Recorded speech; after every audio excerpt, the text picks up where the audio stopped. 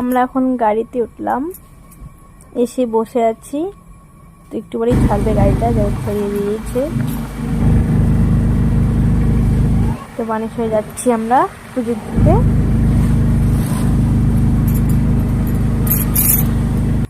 চলে আসলাম বানেশ্বরে।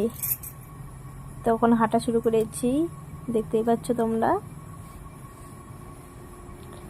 তখন লাইনের দিকে আসলাম, দেখলাম এত প্রচুর ভিড়। তো আগে দেখলাম লাইনটা কত দূরের দিকে ছিলাম, তো লাইনটা তো অনেক বিশাল লাইন হয়েছে। তারপর ভাবলাম না, কিছু করতে হবে। তো আমার মাকে খুঁজলাম, তো মা তো আসে নাই, বললো আমি জল ঢালতে যাবো না, তুই চলে যা। তো তারপর ফোন করে আমাকে বললো। তারপর আমি চলে আসলাম আমার একটা নননকে নিয়ে, ছোট্ট একটা পুচকি নননকে নিয়ে।